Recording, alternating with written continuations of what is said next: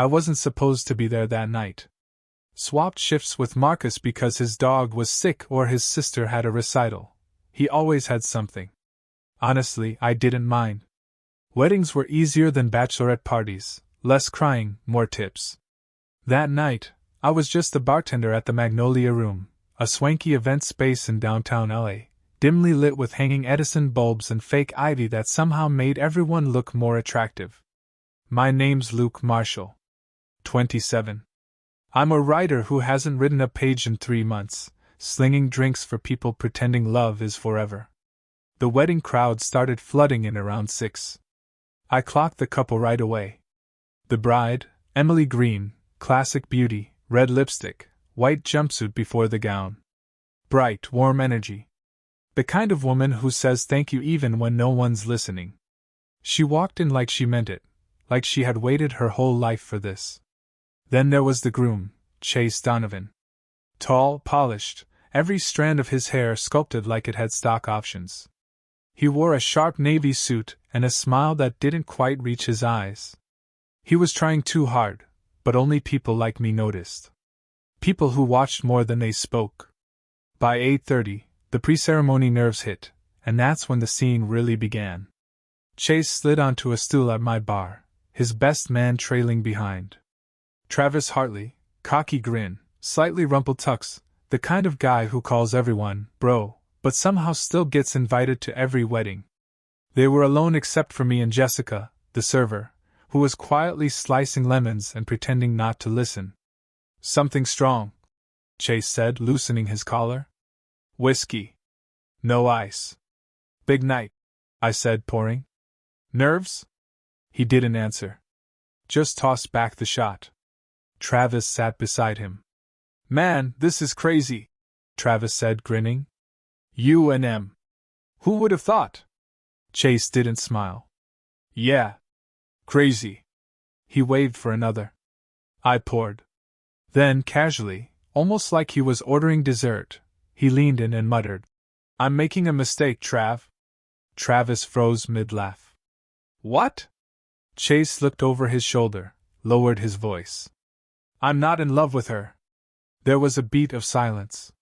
You're drunk, Travis said, trying to brush it off. I've been sober all day, Chase said quietly. That's the problem. When I'm drunk, I can fake it. When I'm sober, I remember who I really love. Now I was pretending not to listen, polishing the same glass for 2 minutes straight. Who? Travis asked, his tone cautious. Chase hesitated. And then, with the weight of someone releasing years of silence, he said it. Cole. Travis blinked. Cole, as in Emily's brother? Chase nodded. Travis laughed, too loudly. Man, come on. I'm serious, Chase said. I've been in love with him since college. We kissed once, New Year's Eve, sophomore year. He was drunk. Said it didn't mean anything. But it did. For me. Travis ran a hand down his face. Dude, no. You can't, not now. Not hours before the wedding. I thought marrying Emily would fix it.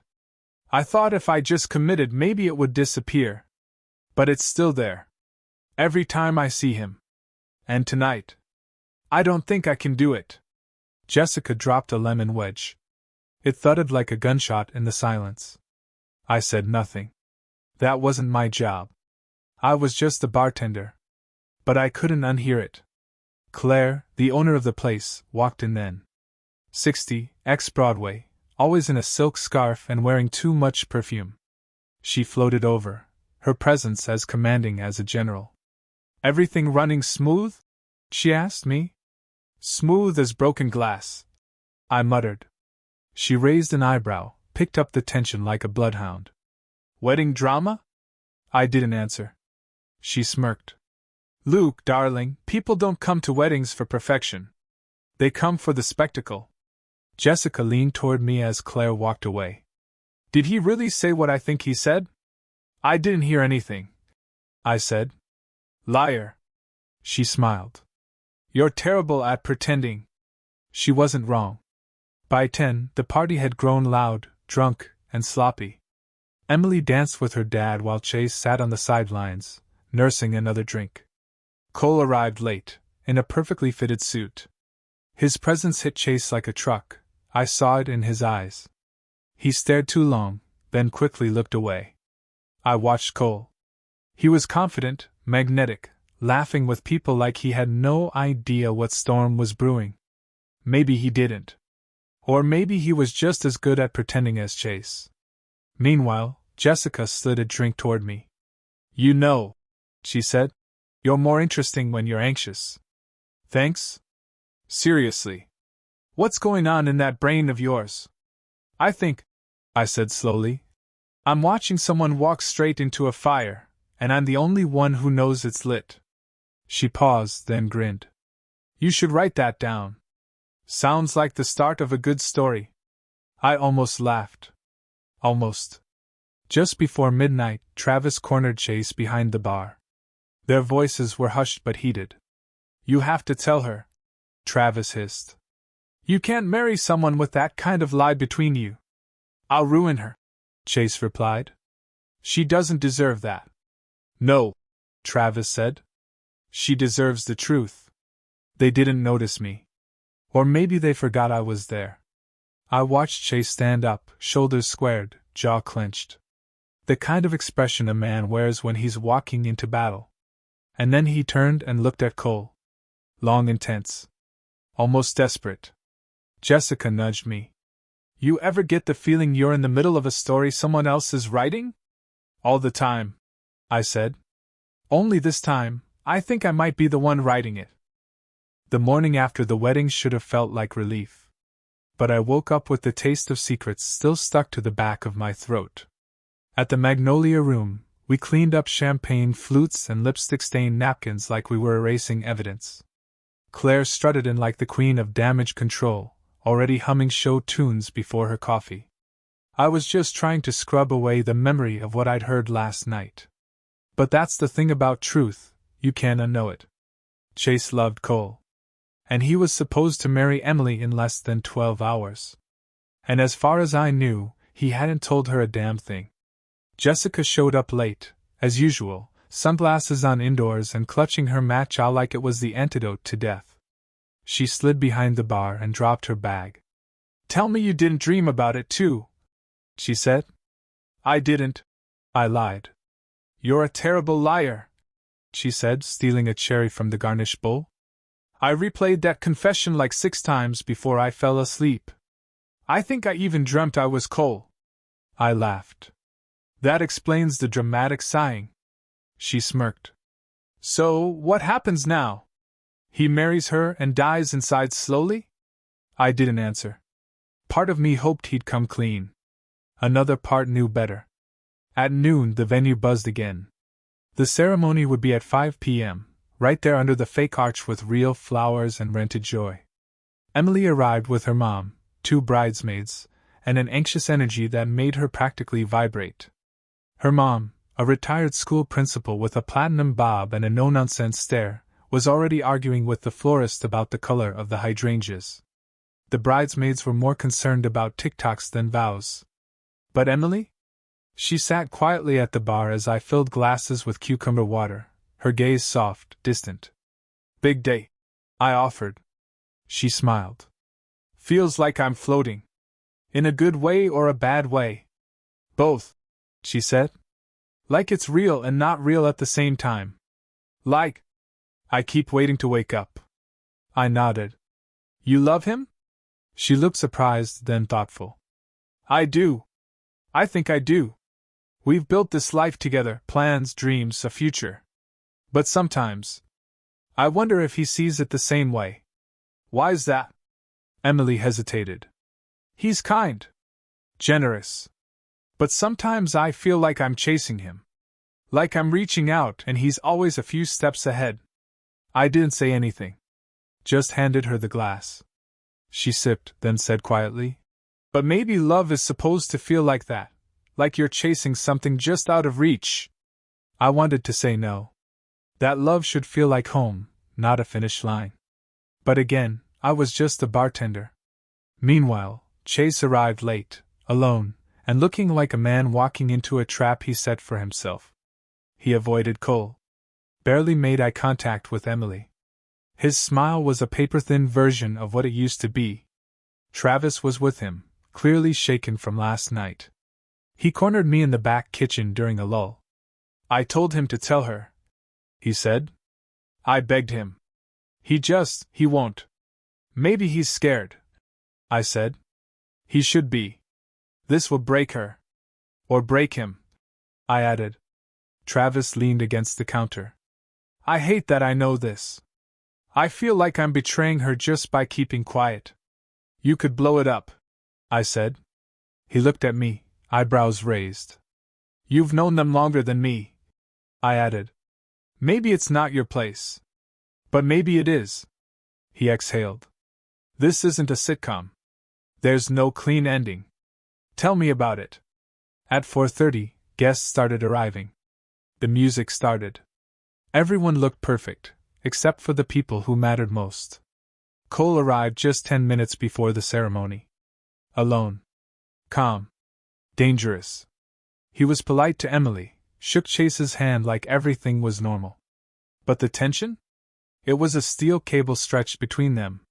Jessica sidled up beside me as I adjusted bottles behind the bar. You feel it, right? Like a grenade with a bent pin. Do you think he'll actually go through with it? I don't know, I said. But I wouldn't put money on a smooth evening. She grinned. God, I love weddings. The ceremony started. I had the best seat in the house, behind the bar with a straight shot of the altar. Emily walked into soft piano music, glowing. Her eyes found Chase's, and for a second, he looked like he meant it. But then his gaze flicked to Cole. And that was it. Emily didn't notice. But I did. Everyone did. Everyone who was watching closely. They said the vows? Chase's voice cracked once. No one noticed, except Travis, who flinched. Then came the, "You may kiss the bride." He kissed her. But his eyes opened mid-kiss. And he was looking straight at Cole. The reception started with forced joy. People drank, laughed, danced like they were auditioning for a rom-com. But at the sweetheart table, Chase looked like a man drowning in air. Then came the speeches. Emily's dad told a story about her falling off a bike and getting up smiling. The maid of honor cried a little. Then it was Travis' turn. He looked at the mic like it was a noose. And then, somehow, he pulled it off. He told a story about Chase in college, about loyalty, about how real love means facing yourself and not running. It was vague. But Chase heard it. And he didn't clap at the end. Around 10 p.m., the real unraveling began. Cole stepped outside for air. Chase followed minutes later. I followed too. Not because I was eavesdropping. Okay, maybe a little. They stood near the back alley, where the string lights didn't quite reach. I didn't know you'd come, Chase said. I almost didn't, Cole replied. They stood there, silent. You kissed her, Cole said. I married her. That too. Chase swallowed. I had to. You didn't. I thought if I said the vows, maybe it would become true. Did it? Chase looked up, pain etched into every line of his face. No. Then Cole did something I didn't expect. He leaned forward, not quite touching, but close enough. I loved you too, he said. Chase blinked. What? I loved you. Back then. And maybe I still do. But not like this. Not in shadows. Not behind her back. Chase reached out instinctively, hand brushing Cole's. But Cole stepped back. I won't be your regret, he said. Or your mistake. And then he walked away. Chase stood there, alone in the dark, the sound of laughter and wedding bells behind him. And me? I quietly stepped back inside and picked up a glass. Because I was just the bartender. And tomorrow? I had another wedding to work. The wedding was over. The flowers had wilted under disco lights, and confetti clung to heels like the last remains of forced joy. At the Magnolia Room, we were sweeping up memories, some sweet, some that stank like spilled tequila and fake promises. It was past midnight when Emily re-entered the bar in her wedding gown, barefoot, mascara slightly smudged, not from tears, but from something far worse, confusion. "Where's Chase?" she asked, voice feather-light, as if the answer might shatter her. Jessica, stacking champagne flutes, froze. I dried my hands on a towel and met her gaze. "I think he went to get air," I said, a lie so gentle I hoped it would land softly. "He's not answering his phone," Emily whispered. I checked the room. The honeymoon sweets still untouched. She gave a soft laugh, like a crack in porcelain. "Maybe he got cold feet. A little late for that." She sat at the bar and looked at me like I was someone who might have answers. "I don't think he regrets marrying you," I offered. "But you think he regrets something," she shot back. The honesty in her voice burned. Emily wasn't naive. She was intuitive, but hopeful, a dangerous combination. She took a sip of leftover champagne. "Can I ask you something personal?" "Sure." "If you loved someone, really loved them, but it hurt to be with them, would you stay?" I paused. "Depends. Are they hurting you, or are they just scared?" She thought about it. "I think he's scared. Of himself, maybe. Or me. Or us." I wanted to say, "He's scared because he's in love with someone else." But I didn't. Not yet. Meanwhile, Chase had vanished. Jessica and I checked the back exit and the vendor hallway. No sign. Travis had gone quiet after his speech and disappeared too. I found Cole sitting on the loading dock with a paper plate of wedding cake. "Seriously?" I asked. "Best part of the night," he said, mouth full. "You know you broke him, right?" Cole wiped frosting off his chin. "He broke himself. I just stopped pretending it didn't matter." He sighed. "I didn't come to ruin anything. I thought I could handle it. See him get married, clap like a good friend, go home. But when I looked in his eyes, I realized something." "What?" "I still want him. But I don't want to be his secret anymore." There it was again, the heartbreak that tasted like truth. Around 1:30 a.m., we finally found Chase. He was at the garden bench behind the koi pond, shoes off, tie undone, staring into space like it might stare back. He looked up as I approached, blinking like someone coming out of anesthesia. "You okay?" I asked. "I just committed to a life I'm not sure I belong in," he said flatly. "You mean marriage?" He nodded. "I don't think Emily deserves a half-life," he said. "She deserves a husband who doesn't flinch when she touches him." "Does she know?" "Not everything. Bits and pieces. I think she senses it, though." "Then tell her." He looked at me like I'd asked him to light himself on fire. "You think I haven't tried? Every time I open my mouth, I see her face. Her hope. And I choke on it." I sat beside him. The air smelled like cut grass and old choices. "You know what's worse than hurting her?" I said. "Lying to her for the rest of your life." He didn't respond, but I could feel something shifting. Back inside, things took a strange turn. Emily was gone. So was her purse. Jessica and I looked at each other and ran. We found her out front, flagging down a rideshare. She was still in her gown, holding her heels in one hand and a makeup bag in the other. "Going somewhere?" I asked gently. "Yeah," she said. "Anywhere but here." "You don't want to talk to him first?" She turned, eyes glassy but defiant. "I do. But I want to do it on my terms. Somewhere he's not hiding behind vows or best men or champagne. Somewhere he can't pretend everything's fine." And then she smiled. Not a soft smile, but a sharp one. "I'm going to my sister's. She lives 2 hours away. She has wine and a couch, and she doesn't ask stupid questions. Will you tell him where you went?" She thought for a moment. "Leave him guessing for once." Then she got in the car and was gone. Sunday morning arrived with sunlight like judgment, and a silent phone from Chase. Jessica and I met for breakfast at a greasy diner down the road, both of us running on 2 hours of sleep and gossip-fueled adrenaline. You know what's wild? She said between bites of pancake. If you wrote this as a movie, nobody would believe it. They'd say the groom confessing to his best man was too dramatic. Or that the bride disappearing barefoot in her wedding dress was too symbolic. We both laughed. Then she leaned in. You like her, don't you? Who? Emily? Don't who me. You're soft around her. Protective. I shrugged. She's a good person. She didn't deserve any of this. And you wish you could fix it. I looked down at my coffee.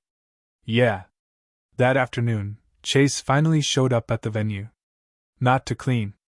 Not to explain. He asked for Emily. She's not here, I said. Where is she? She didn't say. He swallowed hard. I messed it all up. I nodded. Yeah. But it's not too late to unmess it. He hesitated.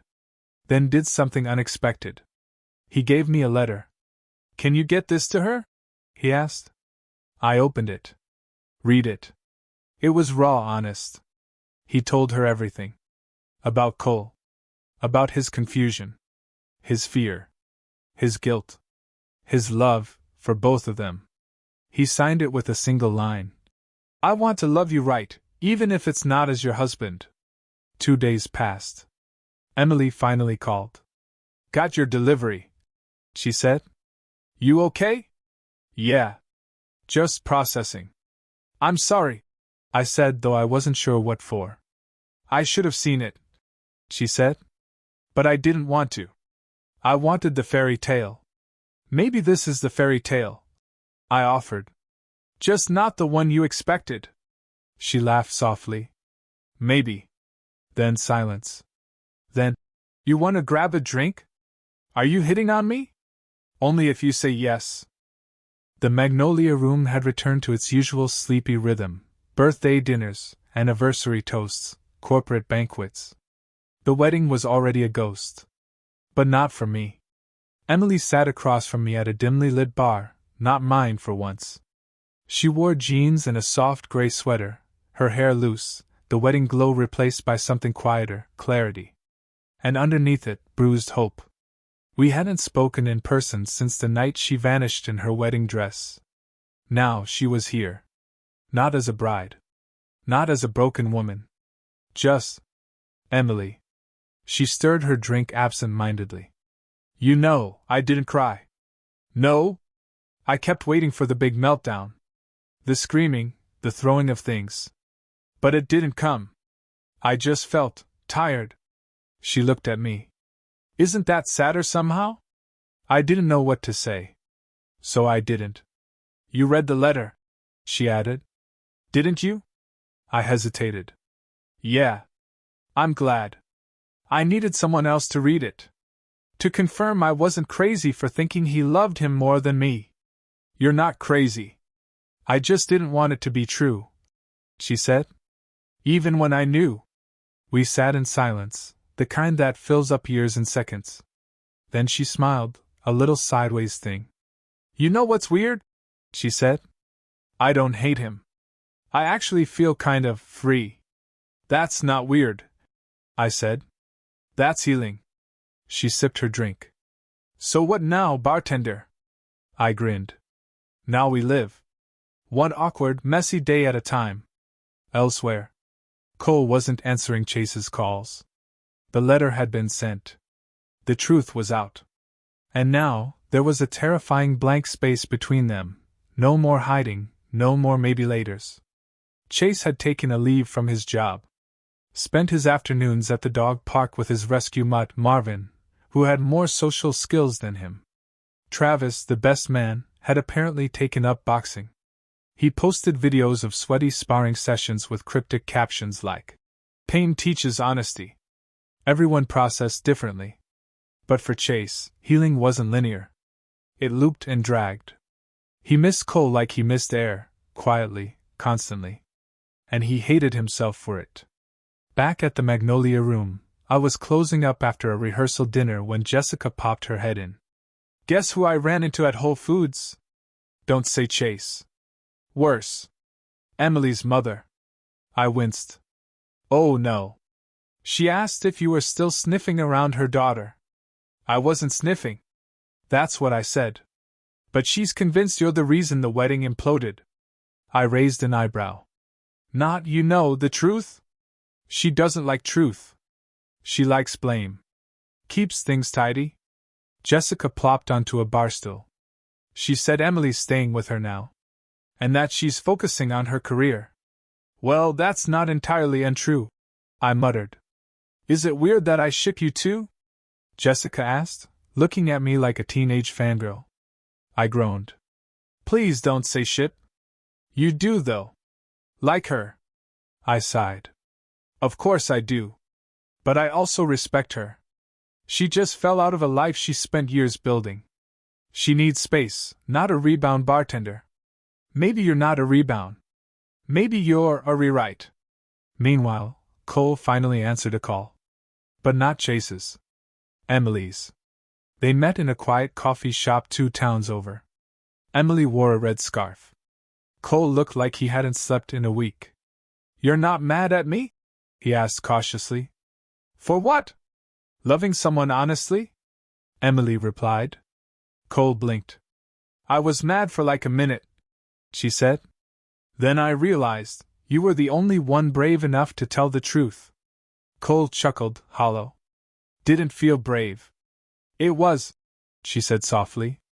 You gave him the chance to choose. And he still married you. Emily smiled. Yeah. But not because of love. Because of guilt. That's not love, it's fear in a tuxedo. They sat in thoughtful quiet for a while. Then she asked, Do you still want him? I want him to want himself, Cole said. Until he does, I can't go back. Emily nodded. Weird how the most grown-up thing is walking away, huh? That night, I got a text from Emily. Wanna help me pick out throw pillows for my new place? I blinked. New place? Turns out, she'd signed a lease on a small loft apartment above a yoga studio. It smelled like incense and possibility. She gave me the tour, which took about 6 minutes, then poured wine and sat on the floor beside me. I want light blue, she said, holding up a swatch. Something peaceful. Go with the one that looks like sea glass, I offered. Hopeful, but not naive. She looked at me. Is that how you see me now? No, I said. That's how you see you now. I'm just learning the colors. We sat in comfortable silence, legs stretched out, wine half full. Then, quietly, she leaned her head on my shoulder. No fireworks. No declarations. Just stillness. Warmth. And healing. The twist? 2 days later, Emily's mother showed up at my bar. With her lawyer. Apparently, Emily had forgotten to sign the annulment paperwork, and since her mother co-signed parts of the wedding contract, thanks, rich families, there were complications. Chase is fine with it, the lawyer assured me. But the media attention isn't. I blinked. Media? He slid his phone over. Wedding of the season ends in scandal. Groom's secret ex revealed at reception. Complete with grainy footage of Cole and Chase on the balcony. From the wedding videographer's drone. I nearly choked. You're kidding. The lawyer shook his head. You should advise your friend to stay off social media. And just like that, what had been a private storm became a public hurricane. Emily called me that night. You saw it? Yeah. I think I'm going to need more wine. I'll bring the bottle. 3 weeks after the wedding, that wasn't. Life had tiptoed into something resembling normal. Kind of. Emily's tiny loft above the yoga studio had transformed into a sanctuary of self-redesign. Plants in every corner. New pillows, yes, sea glass blue. A chipped mug labeled divorcee-ish. That made her laugh every morning. Her days were spent freelancing as a graphic designer and trying not to look up Chase's name in Google News. She was mostly successful.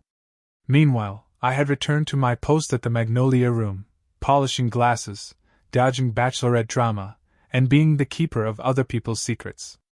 Only now, I carried one of my own. I was falling for the girl who'd once been the bride. Then came the brunch. Emily invited a few people over: Jessica, Travis, even Cole. Wait, Cole? I asked mid-sip of orange juice.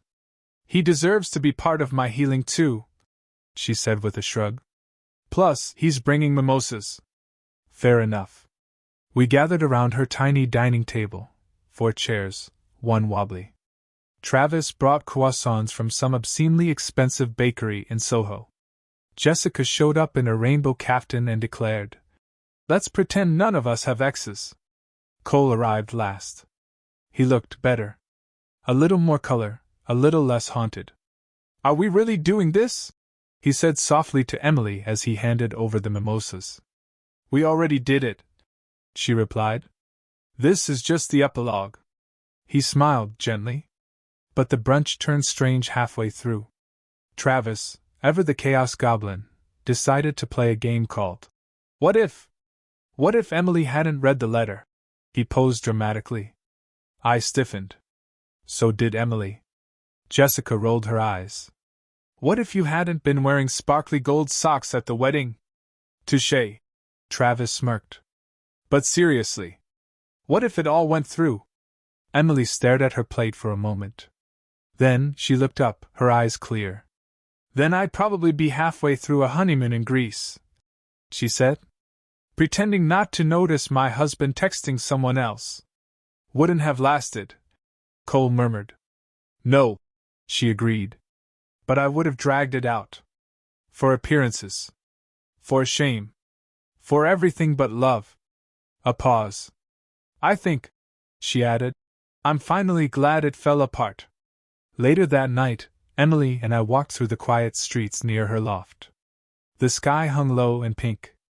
We passed the kids' lemonade stand, closed for the day but still charming, and the sound of laughter floated from a window above. You ever think we're all just improvising? She asked. Constantly. She smiled, then glanced sideways at me. You know what I wanted on my wedding day more than anything? A refund? She snorted. No. I wanted to feel known. Seen. Like someone could stand next to me and actually know who I was, not just who they wanted me to be. I stopped walking. And do you? Emily looked up at me. Yeah. I do. We stood like that for a moment. Close, but not colliding. Breath shared in the cool air. Then she reached for my hand, not a grand gesture, just fingers finding fingers. And I swear, in that simple touch, years unraveled. Then came the video. 2 days later, Jessica sent us a link. Viral TikTok, Groom's secret confession caught on wedding drone. Emily groaned. I thought that thing died down. It hadn't. The video, grainy but juicy, had racked up 2.3 million views. The comments were a disaster. She deserved better. That bartender though eyes. Plot twist of the year. Bet she writes a book. I blinked. You know, maybe you should write a book. Emily smirked. Chapter 1, Don't marry a man who sweats when you asked about his college roommate. But not everything was memes and closure. Emily's mother showed up at her loft that Friday. I saw the video, she said, arms crossed. Let me guess. Embarrassment to the family? No, her mother said quietly. I came to apologize. Emily froze. Her mother sighed. I spent so long trying to shape you into something proper. But you were never broken. You were just brave. Emily blinked. That was the first time her mother had called her brave. They hugged awkwardly. Years of tension didn't melt in a moment, but a bridge began. And Chase? He finally responded. He didn't call. He showed up. At the bar. I was cleaning glasses when I saw him standing there, looking like a shadow of himself but less hollow than before. Hey, he said. Is she okay? She's more than okay, I replied. She's healing. He nodded. Tell her. I'm sorry I couldn't be the man she needed. She already forgave you. He smiled. I figured. That's who she is. Then he left. No drama. No speech. Just a man learning to let go. That night, Emily and I lay on the rooftop of her building, a blanket beneath us, stars above. Do you think we're rushing this? She asked. Probably. And do you care? No. She turned toward me. You know what scares me more than anything? Losing again? No. Losing me. Getting so wrapped up in someone else that I forget who I am. I looked at her, gently brushing her hair behind her ear. Then don't. I don't want a version of you. I want the real thing, even when it's messy. She exhaled. And kissed me. Not like in the movies. No swelling violins. Just quiet. Real. Human. 6 months later, Emily launched a podcast. Runaway Bride rewritten. The tagline? Not all detours are disasters. Jessica became her producer. Travis does dramatic reenactments of the drone footage. Even Cole joined for an episode, discussing the courage it takes to love without shame. And me? I'm still the bartender. Still listening. But this time, I'm part of the story too.